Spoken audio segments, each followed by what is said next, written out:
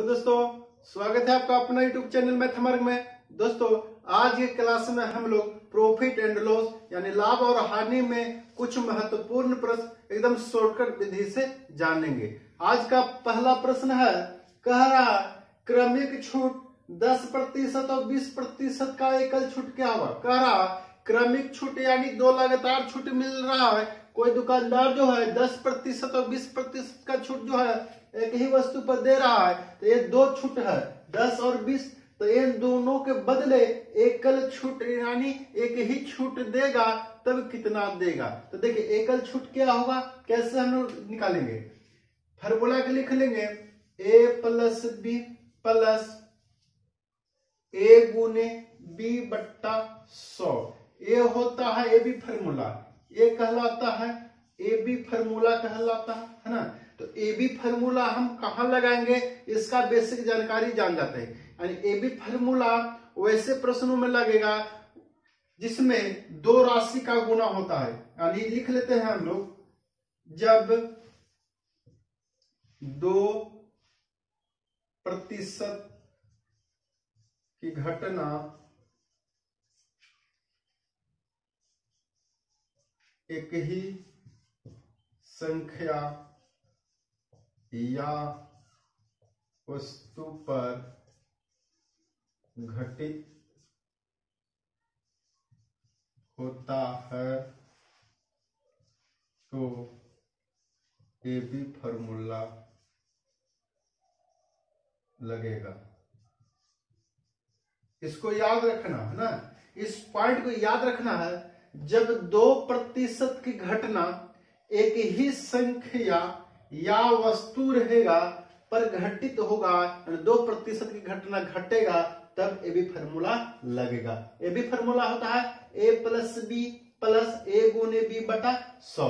एक चीज और लिखेंगे, वृद्धि का सेंस आएगा, वृद्धि बोलेगा, लाभ बोलेगा, है ना। वृद्धि यानी लाभ, इसका चिन्ह लेना है प्लस का, ठीक है। कमी कहेगा या हानि कहेगा तो इसका चिन्ह लेना है माइनस, ठीक ना। इसको याद रखना, जहां वृद्धि का सेंस हो यानी लाभ का सेंस हो वहां पर प्लस चिन्ह लिखेंगे, जहां कमी का सेंस हो हानि का सेंस हो वहां पर माइनस चिन्ह लिखेंगे, ठीक है। तो यहाँ पर हमको प्रश्न देखिए, कह रहा क्रमिक छूट 10% और 20% का एकल छूट क्या होगा। यानी 2% की घटना घट रहा है एक ही वस्तु पर, छूट का अर्थ होता है माइनस। यहां लिख लेंगे छूट का अर्थ क्या होगा, छूट का अर्थ होता है माइनस ना, छूट का अर्थ हो गया माइनस, है ना। तो देखिए ये भी फार्मूला लगा लेंगे तो -10 हो जाएगा, क्योंकि अगर प्लस में कब होगा, जब वो वृद्धि रहेगा या लाभ रहेगा तो प्लस चिन्ह लेंगे, और कमी रहेगा बट्टा रहेगा हानि रहेगा तो माइनस चिन्ह लिखना है। तो हमको छूट है तो माइनस होगा, यहां पर एक और छूट है 20 तो -20, है ना। अब यहां देखिए प्लस है तो प्लस कैसे होगा, ये माइनस और माइनस रहेगा तो ये प्लस हो जाएगा। अगर एक प्लस है कि माइनस रहेगा तो यह माइनस हो जाएगा ना, और यहाँ दोनों माइनस रहेगा तब भी प्लस होगा। तो यहाँ हो जाएगा प्लस 10 गुना 20 है, दूसरा संग छूट 20 है बट्टा में 100। यानी क्या करना है, ये दोनों छूट यहाँ लिख लेंगे प्लस माइनस दे करके। अगर दोनों प्लस में रहेगा तो प्लस लिखेंगे, प्लस माइनस में रहेगा तो प्लस माइनस लिख लेंगे, दोनों माइनस तो माइनस में देख लेंगे, माइनस माइनस प्लस यहाँ प्लस हो गया, है ना। यहाँ काट लेंगे 1 0 से 1 0, 1 0 से 1 0 कट गया तो कितना हो गया, -10 और -20 -30 हो गया। अब 1 में 2 से गुना करेंगे तो +2, तो कितना हो गया -30 है और +2, तो -30 में +2 होगा तो कितना हो जाएगा -28 होगा ये प्रतिशत। और माइनस चिन्ह जो बतला रहा है, माइनस चिन्ह छूट को बतलाएगा, कमी को बतलाएगा, है ना। तो छूट यानी एकल छूट कितना हो गया मेरा 28%। आंसर होगा ऑप्शन में देखेंगे, ऑप्शन नंबर बी। देखिए यहां पर दो छूट था, 10 था और 20 था, तो इन दोनों के बदले मेरा एक ही छूट आ गया 28। चलिए इसी तरह का अगला प्रश्न को देखते हैं। अगला प्रश्न है, कह रहा क्रमिक बट्टा 20 एवं 25 के समतुल्य एक बट्टा है, यानी 2% घट रहा है, यानी क्रमिक बट्टा है यानी 2% है। तो इसके बदले समतुल्य, समतुल्य के अर्थ होता है बराबर, समतुल्य का अर्थ क्या होता है बराबर, यानी इसी के तुल्य, यानी इन दोनों के तुल्य। ये 2 बट्टा है तो 1 बट्टा बतलाना है ना, यानी 20% 25% 2 बट्टा दिख रहा है, तो इन दोनों बट्टा के समतुल्य यानी इसी के बराबर ऐसा 1 बट्टा बोलिए, इन दोनों का बट्टा जो मिलेगा वह 1 ही बट्टा के बराबर हो जाए। तो देखिए जब 2% की घटना एक ही वस्तु पर घटेगा तो ये भी फॉर्मूला लगाएंगे, है ना। ये भी फॉर्मूला क्या है, तो ये भी फॉर्मूला होता है a प्लस बी प्लस ए गुने बी बट्टा 100, यानी इन दोनों को यहां लिख लेंगे a प्लस बी और इन दोनों का गुना यहां लिखते हैं a गुने बी बट्टा 100। तो यहां देखिए बट्टा के मतलब माइनस, घटा करके तो -20, ये भी बट्टा है तो -25, अब माइनस है माइनस तो यहां लिखेंगे प्लस चिन्ह, ठीक है। अगर एक प्लस रहता है एक माइनस रहता है तो माइनस आता है, दोनों प्लस रहता है तो यहाँ प्लस हो जाएगा, ठीक है। अब क्या करें, इन दोनों का गुना करके यहाँ लिखते हैं, यानी 20 गुने 25 बट्टा में 100, यानी दोनों को यहाँ गुना कर देंगे और बट्टा में 100 लिख देते हैं, ठीक है। अब इसी को हम लोग हल कर लेते हैं, तो देखिए काटते हैं तो 25 से काटेंगे 25 चौके 100, 4 बार में, 4 से काटेंगे 5 बार में। अब देखिए -20 और -25 दोनों जुट जाएगा तो -45 हो जाएगा और प्लस है 5, तो देखिए कितना हो गया, तो -45 और प्लस 5 कितना होगा, -40 हो गया, -40% हो गया।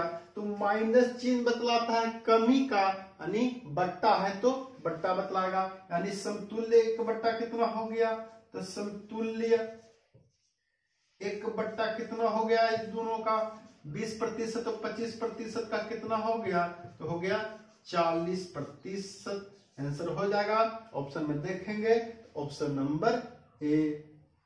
चलिए अगला प्रश्न है, कह रहा 10%, 20% एवं 25% का उत्तरोत्तर छूट के समतुल्य एकल छूट क्या है। यहाँ पर 3 छूट है, पिछले सवाल में हम लोग देखे वहां पर 2 ही छूट रहता था, ए और बी रहता था, तो हम ए बी फॉर्मूला लगा लेते थे। यहाँ पर 3 छूट है, 10 है, 20 है, 25 है, तो 3 छूट है, तो इसको भी हम लोग ए बी फॉर्मूला के ही द्वारा बनाएंगे। तो देखिए ए बी फॉर्मूला से कैसे बनेगा, उत्तरोत्तर के मतलब लगातार, यानी एक ही वस्तु पर 3% दिया जा रहा है, यानी 3 बार छूट दिया जा रहा है, तब समतुल्य छूट, यानी उसी के बराबर एकल छूट, यानी एक ही छूट निकालना। तो देखिए पहले कोई 2 को लेकर चलेंगे, 10 और 20 का लेकर चलेंगे, तो देखिए छूट है तो -10 -20 है ना, माइनस माइनस प्लस 10 गुने 20 बट्टा 100, यानी यहाँ पर दोनों का गुना करके लिखते हैं, 1 0 2 0 1 0 2 0 कट गया, कितना -10 और -20 -30 प्लस 2 कितना हो गया, तो 28%, माइनस में आएगा -28 हुआ, यानी 10% और 20% का छूट हम निकाले तो हमको आ गया 28%, लेकिन बच रहा था 25। अब 25 और 28 को लेकर चलेंगे, है ना। तो देखिए -28 -25 छूट है तो माइनस, माइनस माइनस अब प्लस हो जाएगा, 28 गुने 25 बट्टा 100 कर देंगे, है ना। काटेंगे तो 25 चौके 100, 4 बार 4 से कटेगा, 4 7 28। अब देखिए कितना हो जाएगा, इसको हल करेंगे तो माइनस माइनस है तो जुट जाएगा, अब एक घट जाएगा, 8 5 13 13 के 3 हासिल 1 2 2 4 अब 1 5 53 हो गया माइनस में और प्लस 7। तो देखिए अब एक प्लस एक माइनस में एक प्लस में तो घट जाएगा, तो 13 में से 7 जाएगा 6, है ना।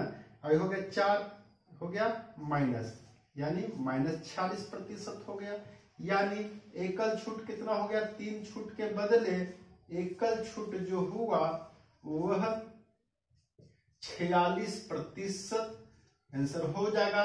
देखिए इसी प्रश्नों को हम दूसरे मेथड से बना सकते हैं, ये भी फॉर्मूला से हम बना लिए, यानी 3 को छूट रहेगा तो पहले कोई 2 को लेके चलेंगे और बाद में उन दोनों का फिर जो रिजल्ट आएगा उसका जो थर्ड का लेके चलेंगे, तो हमको 46 तो आ गया। इसी मैथ को हम इसी प्रश्नों को दूसरे ट्रिक से कैसे बनाएं, देखिए अंकित मूल्य पर ही छूट दिया जाता है। जो छूट होता है वह अंकित मूल्य पर दिया जाता है। तो अंकित मूल्य मान लेते हैं, अंकित मूल्य मान लेते हैं कि 100 है। अंकित मूल्य 100% मान लेते हैं। अंकित मूल्य जो है 100% है। देखिए 100% है तो छूट कितना दिया गया, तो छूट दिया जा रहा है 20% का। तो 20% का छूट होगा तब कितना होगा, तो देखिए 20% का छूट मिलेगा तो 80% पर बिकेगा, 80/100 में बिकेगा। ठीक है, गुना पुनः कह रहा है कि 25% का छूट मिलेगा, तो 25% छूट मिला तो कितना में बिकेगा, 75% में बिकेगा। तो 75/100 हो गया, गुना फिर देखते हैं कि छूट मिला 10 भी था शुरू में। ठीक है, इसको भी ले लेते हैं। 10% का भी छूट है, तो 10% का छूट होगा 90/100। देखिए उसको शुरू में भी ले सकते थे, छूट गया हम बाद में ले लिए, कोई दिक्कत नहीं। अब इसी को हम लोग काट लेते हैं। तो देखिए 100 से 100 कट गया है ना, 1 0 2 0, तो 2 0 यहाँ कट जाएगा। 25 से काटेंगे तो 25 तिया 75 और 25 चौके 100, 4 बार में। और काटेंगे 4 से काटेंगे 4 दूनी की 8, तो देखिए कितना हो गया, नीचे सब कट चुका है, ऊपर हो गया 9 तिया 27 दूनी 54, यानी 54% आया। कितना आया, 54%। अब देखिए 54% हुआ तो हमको तो अंकित मूल्य 100% था, है ना।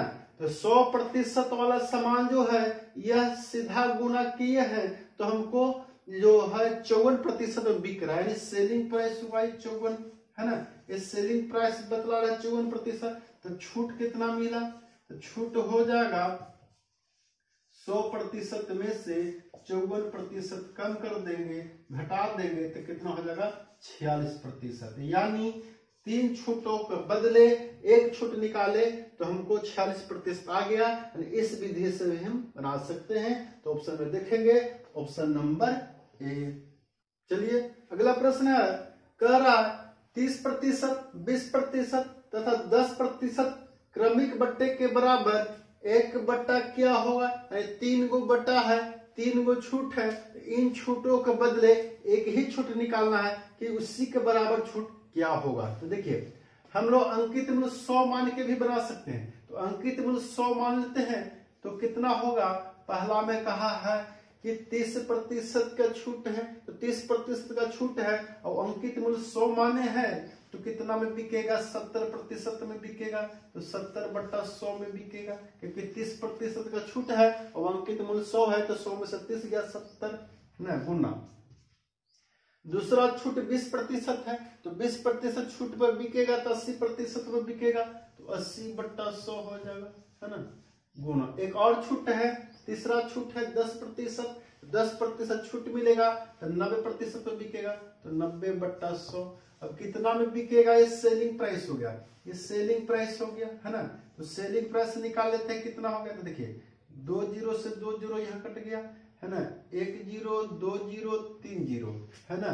तो 2 0 यहाँ, अब 1 0 यहाँ, 3 0 कट गया, है ना। अब हम गुना कर लेते हैं, है ना, गुना कर लेंगे तो देखिए 9 8 72, 72 में 7 से गुना करेंगे तो 7 दूनी 14 की 4 हासिल है, और 7 7 49 अब 50, इतना होगा। बट्टा में 10 है, बट्टा में 10 कर देंगे तो देखिए 50.4, यानी 50.4% पर बिकेगा, है ना, इतना प्रतिशत में बिकेगा। देखिए हम 10 को इसलिए नहीं काटे, 8 से 10 कट जाता, लेकिन बट्टा में 5 होता तो 5 से भाग देने में दिक्कत होगा, कठिन होगा, इसलिए 10 हम छोड़ दिए ताकि एक अंक के बाद दशमलव हो गया। तो देखिए अंकित मूल्य था 100%, है ना, अंकित मूल्य था 100% और 50.4% बिक रहा है, तो छूट कितना हो गया, यानी वही एकल छूट निकल गया, 100% में से घटा देंगे 50.4% घटा देंगे तो आंसर हो जाएगा। देखिए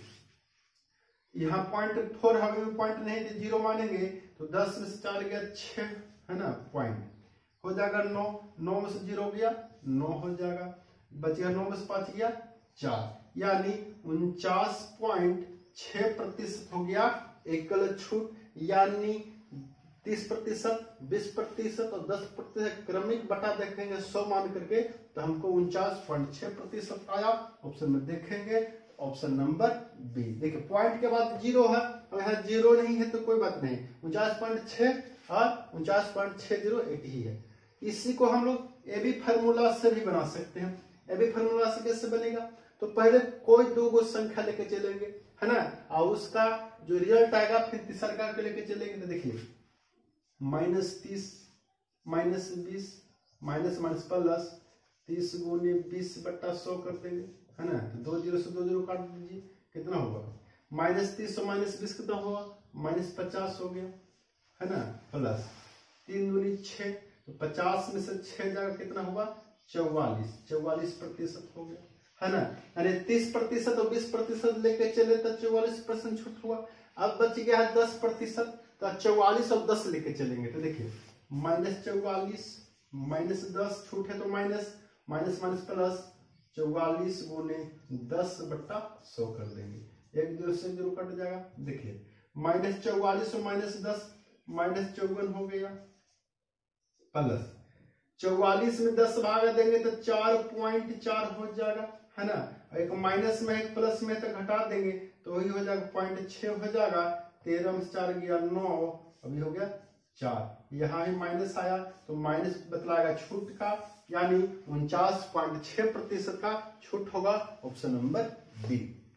चलिए अगला प्रश्न है, कह रहा है किसी मशीन का अंकित मूल्य 800 रुपया है तथा यह 10% एवं 5% का क्रमिक छूट पर उपलब्ध है, एक ग्राहक को इसके लिए कितना भुगतान करना होगा। देखिए बेसिक क्लास में हम लोग जान चुके हैं कि बाद का मूल्य निकालना रहता है तब सीधा गुना करेंगे, और पीछे वाला मूल्य निकालना है तब उल्टा गुना करेंगे। इसको याद कैसे रखेंगे, हम लोग जानते हैं कि हमको आगे जानना है तो आगे जाने के लिए हम लोग सीधा जाएंगे, पीछे लौटना है तो पीछे लौटने के लिए हमको उल्टाना होगा, यानी पीछे मुड़ना होगा। तो इस तरह हम लोग इसको याद रखेंगे, है ना। यानी आगे वाला मूल्य निकालना है तो सीधा गुना, और पीछे वाला निकालना है तब उल्टा गुना। देखिए अंकित मूल्य है 800 रुपया, तो अंकित मूल्य जो होता है वस्तु पर, उस पर छूट देने के बाद वस्तु को बेचा जाता है, यानी अंकित मूल्य पहले हो गया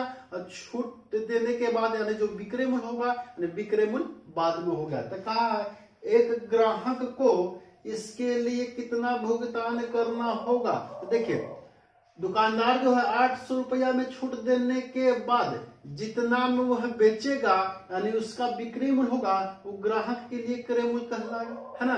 तो हमको ग्राहक का क्रय मूल्य निकालना है। इसका अर्थ यह हुआ कि 800 रुपया में छूट देने के बाद जितना में बिकेगा उतना ही में ग्राहक इसको खरीदेगा। तो यहाँ लिख लेंगे ग्राहक कितना में खरीदेगा। तो देखिए 800 रुपया तो उसका मूल्य था, है ना, 800 रुपया मूल्य था, तो वह 10% को छूट मिला उसको, यानी दुकानदार ने 10% छूट दिया, तो कितना में उसको दिया 90/100 में दिया। लेकिन एक और छूट दिया 10% के बाद एक और छूट दिया 5%, तो 5% छूट दिया तो कितना में देगा 95/100। और छूट यदि रहता तो गुना के रूप में और लिखते चल जाएंगे, है ना। यहाँ 2 ही छूट है तो 2 ही बार लिखेंगे। अब इसको काट लेते हैं, 2 0 से 2 0 ही कट गया, 1 0 से 1 0 ही कट गया, है ना। अब काटेंगे 5 से काटेंगे, 5 दूनी 10 2 बार में, अब ये हो गया 19 बार में, है ना। 19 5 95 होता है। 2 से काटेंगे तो 4 बार में हो जाएगा। तो देखिए कितना हो गया 4 गुने 19 में 9 से गुना करेंगे, 19 9 171 होता है, 171 हो गया। 4 में 1 से गुना करेंगे 4, और 17 में 4 से गुना करेंगे तो 17 चौके 68 हो गया, यानी 68 हो गया, यानी 684 रुपया हो गया। यानी ग्राहक को 684 रुपया का भुगतान करना होगा। ऑप्शन में देखेंगे ऑप्शन नंबर सी। चलिए अगला प्रश्न है, कह रहा है कोई रेफ्रिजरेटर का अंकित मूल्य 20,000 रुपया है, यह 12% एवं 8% के क्रमिक बट्टा पर उपलब्ध है, तो एक क्रेता कितने में इसे खरीदेगा। देखिए कोई लड़का क्या करता है, ये 12% दिखा, और 8% दिखा, तो 12 8 20 कर लेगा, यानी वह क्या करेगा 12 और 8 बराबर 20% छूट करके वो निकाल देगा, आंसर गलत होगा। यानी क्रमिक छूट रहेगा, एक ही वस्तु पर 2 छूट मिलेगा या 2 से अधिक छूट मिलेगा तो लगातार सभी को जोड़ेंगे तो वो गलत हो जाएगा। यानी इस तरह नहीं करना कि 12% छूट है और 8% छूट है, 12 8 20 हो गया तो ये गलत हो गया, ऐसे नहीं बनाना। बनाएंगे हम लोग कैसे, देखिए कारक क्रेता कितने में खरीदेगा, तो देखिए अंकित मूल्य पहले होगा, तो अंकित मूल्य पर छूट देने के बाद में क्रेता खरीदेगा, तो बाद वाला मूल्य निकालना है तो हमको सीधा गुना करते हैं। तो देखिए क्रेता का सीपी कितना हो जाएगा, तो क्रेता का सीपी है कॉस्ट प्राइस है, यानी क्रय मूल्य के मतलब ये नहीं समझ जाएंगे कि पीछे वाला मूल्य निकाला है ना, क्योंकि क्रय मूल्य के बाद होता है अंकित मूल्य, और अंकित मूल्य के बाद होता है विक्रय मूल्य, तो यह विक्रय मूल्य ही है, क्योंकि ये दुकानदार के लिए क्रय मूल्य, दुकानदार का जो विक्रय मूल्य कहलाता है वह क्रेता का क्रय मूल्य होगा। तो हम दुकानदार का विक्रय मूल्य ही निकाल रहे हैं जो कि क्रेता का क्रय मूल्य होगा, तो हमको बाद वाला निकालना है सीधा गुना, 20,000 में सीधा गुना करना है कितना, 12% छूट मिला तो 88% पर बिकेगा, तो 88/100 है ना। एक और छूट मिला है, यानी इसी पर 2 छूट मिला है, दूसरा का है 8%, तो 8% का छूट मिलेगा तो 92% में बिकेगा, तो 92/100। ठीक है, अब इसको काट लेंगे, 1 2 3 4 जीरो, तो 2 जीरो यहाँ 2 जीरो यहाँ, 4 जीरो कट गया है ना। अब ऊपर हम आपस में गुना कर देंगे, वही आंसर हो जाएगा। देखिए 2 गुना 8 गुना 8 88 गुना 92, देखिए हम लोग यहाँ पर गुना कैसे करेंगे, गुना करने में समय ज्यादा यदि लगेगा तो हम लोग इकाई अंक पढ़ चुके हैं, यूनिट डिजिट पढ़ चुका है इकाई अंक, है ना। इकाई अंक एग्जाम में समय बचाना है तो क्या करेंगे, इकाई अंक से पकड़ेंगे, यानी 4 का ऑप्शन रहेगा तो देखेंगे इसका इकाई अंक कितना होगा, तो 2 8 16, 6 दूनी 12, यानी इकाई अंक 2। तो ऑप्शन में देखेंगे इकाई अंक 2 कहां पर है, तो देख रहे हैं इकाई अंक 2 इसमें भी है, इसमें भी है, इसमें भी है, तो हमको इकाई अंक से नहीं पकड़ में आया, तो इकाई अंक में पकड़ में नहीं आएगा तो एक और ट्रिक आपको हम बतलाएंगे जो बहुत ही आपको अच्छा लगेगा। देखो उस ट्रिक का कैसे अप्लाई करेंगे, यहाँ 2 है, 1 डिजिट में है तो को छोड़ दीजिए इसको, अभी 2 डिजिट में 8 है, वो 8 है तो जोड़ देना है, तो 8 8 16 हो जाएगा, है ना। जोड़ देंगे दोनों को, तो 8 8 16 हो गया, तो 16 जोड़ने पर हुआ तो ये भी 2 डिजिट में है तो 1 डिजिट में बदलिए, 6 1 7, है ना, इसको जोड़ देंगे तो 7 हो गया, 1 डिजिट में हो गया। अब गुना 2 है तो 2 गुना, अब वही काम यहाँ पर करेंगे, 9 और 2 11, तो 11 हुआ तो ये भी 2 डिजिट में है, तो पुनः इसको जोड़ेंगे यानी 1 डिजिट में बदलेंगे तो 1 1 2। देखिए ये जब तक जोड़ते जाना है जब तक कि वह 1 अंक में न बदल जाए, अगर 1 अंक में बदल जाएगा तब छोटा छोटा हो गया। अब यहाँ से हम आसानी से गुना कर सकते हैं, 2 7 14, है ना, 14 दूनी 28, 28 हो गया गुना करने पर। तो देखिए 28 हुआ तो ये भी 2 अंक में है, इसको 1 अंक में कैसे बदलेंगे, तो 8 और 2 10, है ना, तो 10 हो गया जोड़ने पर, तो पुनः 2 अंक में है, तो पुनः 2 अंक में इसको पुनः जोड़ के 1 अंक में बदलेंगे, यानी तब तक जोड़ेंगे जब तक वह 1 अंक में न बदल जाए। 1 और 0 को जोड़ देंगे तो 1 हो गया, यानी इसको हल किए तो एकल अंक में बदले तो एकल अंक हो गया 1। अब देखेंगे ये तो ऑप्शन नहीं होगा क्योंकि इकाई अंक 2 चाहिए, इसका 0 था तो नहीं होगा, लेकिन 3 गो ऑप्शन मेरे पास है तो तीनों में 2 है तो हमको नहीं छाट सकते हैं, तो एकल अंक से छाटेंगे, यानी सभी अंकों को जोड़ कर देखेंगे एक किस में होता है। 1 और 6 7, 7 3 10, 10 4 14, 14 और 2 16, जोड़ने पर 16 हुआ तो 2 डिजिट में इसको एकल अंक बदलेंगे तो 6 1 7, यानी ये भी नहीं होगा, ये भी नहीं होगा, हमको तो चाहिए 1। देखिए इसमें करते हैं, 1 और 6 7, और 1 8 9 17 और 2 19, 19 हुआ तो 2 अंक में पुनः जोड़ेंगे, 1 और 9 10 हुआ तो 2 अंक पुनः जोड़ेंगे, 1 हो गया, है ना। तो देखिए 1 का अंक हो गया तो यह मेरा आंसर हो जाएगा। इसको जोड़कर जैसे देख लेते हैं, 1 और 6 7, 1 8 6 14 और 2 16, 16 हुआ, इसको भी जोड़ेंगे तो 7, ये नहीं हुआ। देखिए हमको एकल अंक में बदले तो एकल अंक हमको एक आया, ऑप्शन को देखे एकल अंक इसमें भी एक आया, यानी ऑप्शन नंबर सी हो जाएगा 16,192। यानी इसका हम गुना करेंगे, इसका गुना करने पर 16,192 आंसर होगा। देखिए इस तरह से हमको समझाने में ज्यादा समय लगा, आपको लग रहा है कि नियम कठिन है, लेकिन आप बार बार गुना करके आप ऐसे जांच लेंगे तो आपको कम समय में आंसर यानी एग्जाम में आ जाएगा। ऑप्शन में देखेंगे ऑप्शन नंबर सी। चलिए अगला प्रश्न है, कह रहा है एक मेज का अंकित मूल्य 300 रुपया है तथा इस पर 2 क्रमागत बट्टा 20% तथा 10% दिए गए हैं। नगद भुगतान पर 5% अतिरिक्त बट्टा दिया जाता है, तो मेज का नगद मूल्य ज्ञात करें। नगद पैसा देने पर, नगद खरीदने पर 5% और एक्स्ट्रा यानी अतिरिक्त बट्टा मिलता है, छूट मिलता है। देखिए नगद मूल्य निकालना है कि नगद मूल्य कितना होगा मेज का, तो नगद मूल्य कितना हो जाएगा, तो देखिए अंकित मूल्य कितना है 300 रुपया है ना। इस पर 2 छूट दिया है कितना 20 और 10, तो 20% छूट मिलेगा तो 80/100 में बिकेगा है ना। एक और छूट दिया 10% तो 90/100 में बिकेगा। लेकिन ये 2 छूट तो है ही है, अगर नगद खरीद रहे हैं तो 5% एक वाव अतिरिक्त छूट मिला, तो नगद मूल्य निकालना है तो 5% और छूट मिल जाएगा तो 95 में बिकेगा बट्टा में 100। ठीक है, अब इसको काट लेंगे तो देखिए 2 0 से 2 0 यहाँ कट गया है ना, 1 0 1 0 2 0 यहाँ कट गया। अब काटेंगे 19 बार में और ये हो जाएगा 20 बार में, 5 से कटेगा तो ये 19 बार ये 20 बार हो गया।